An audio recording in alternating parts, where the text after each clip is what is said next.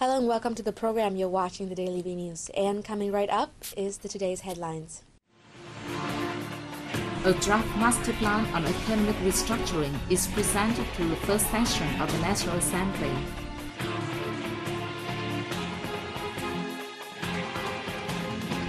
Prime Minister Nguyễn discusses defense cooperation with the Commander-in-Chief of the Royal Cambodian Armed Forces.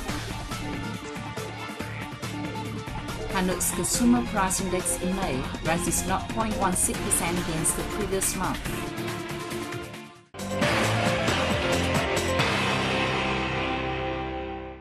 A draft master plan on economic restructuring is high on the agenda of the third session of the National Assembly, which opened on May 21st in Hanoi.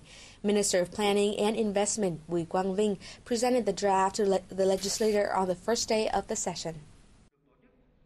The scheme aims to improve the effective usage of social resources, labour productivity and competitiveness of the economy, heading towards a stronger economy from now until 2030. The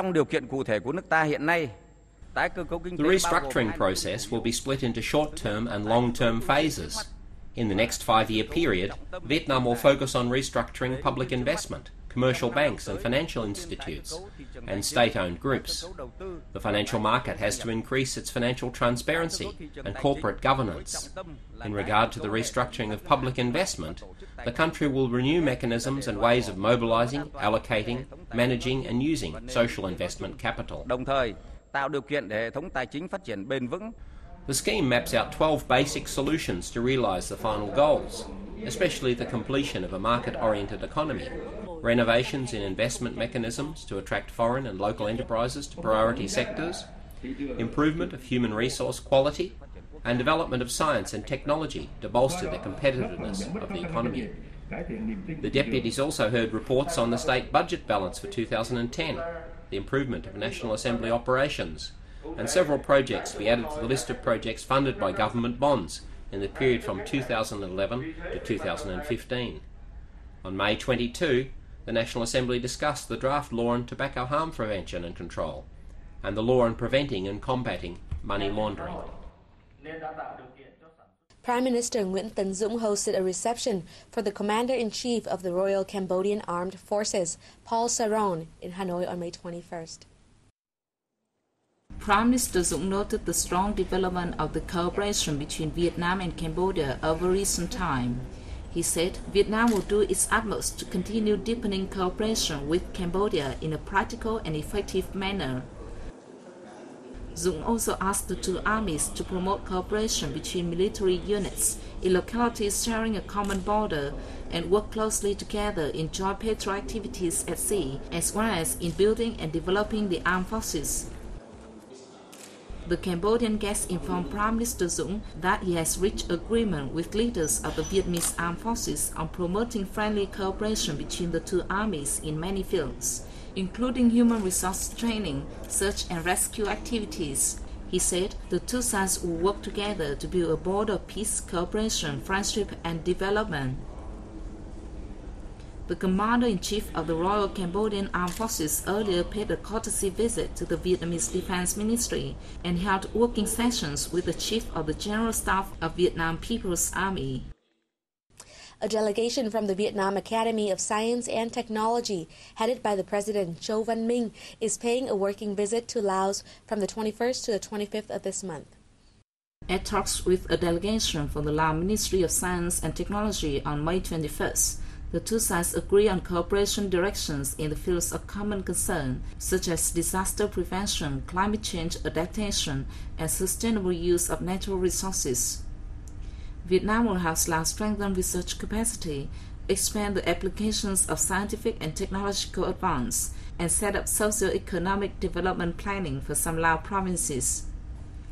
They also signed a memorandum of understanding on promoting joint research projects, co-organizing training courses, conferences and seminars, and supporting each other in human resources development and capacity building.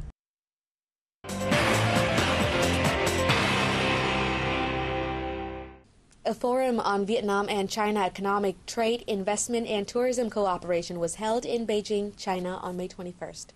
On behalf of the Vietnamese delegation, Deputy Foreign Minister Thanh Sơn said the two countries' relations have seen positive developments, creating favorable conditions for the development of bilateral economic cooperation.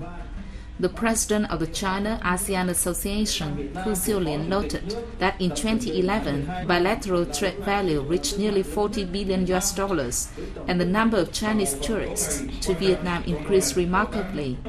As a result, Lien said she believed that this year's forum will make positive contributions to economic, trade, investment, and tourism development between the two countries.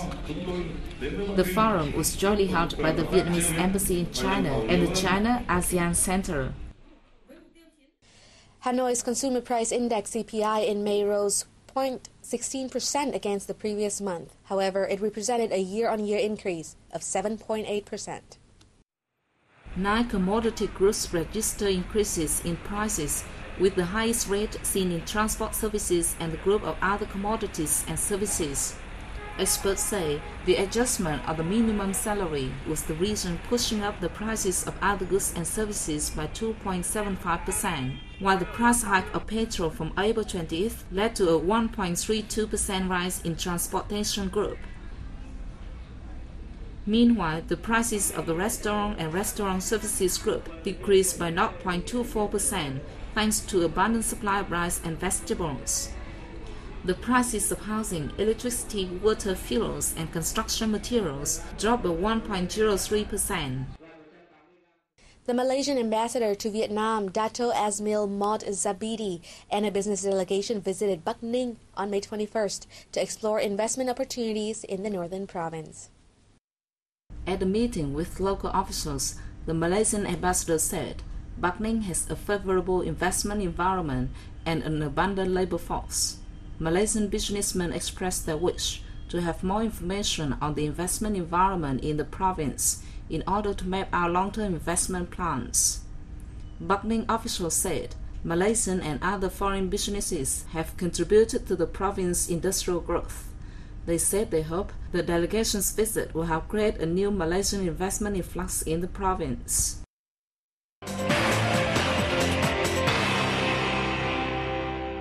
The fourth Forum on Natural Resources and Cultural Preservation towards the Sustainable Development of the Mekong Delta took place in the southern province of Đồng Tháp on May 21st.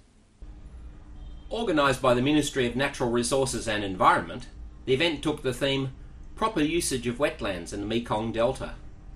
Participants reviewed Vietnam's implementation of the Ramsar Convention on Wetlands of International Importance and discussed opportunities and challenges facing wetlands in the region.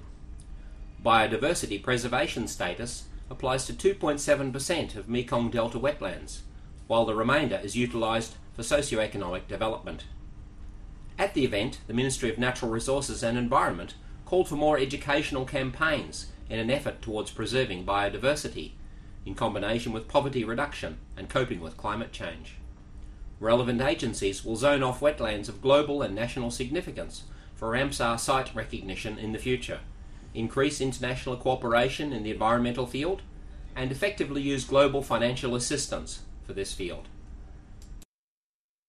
A wartime bomb shelter that was discovered in Hanoi's Sofitel Metropole Hotel nearly a year ago was officially opened to the public on May 21st. Many foreign guests attended the opening ceremony, including Australian diplomat Bob Devereaux, who had carved his name on the shelter's wall in 1975.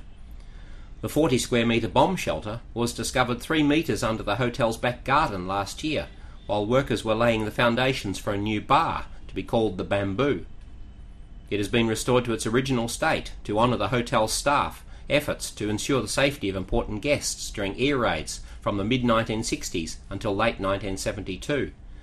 A number of exhibits and a visitors book signed by over 300 celebrities who have stayed at the hotel over the years, including Charlie Chaplin, Jane Fonda, Joan Baez and Angelina Jolie, are also on display.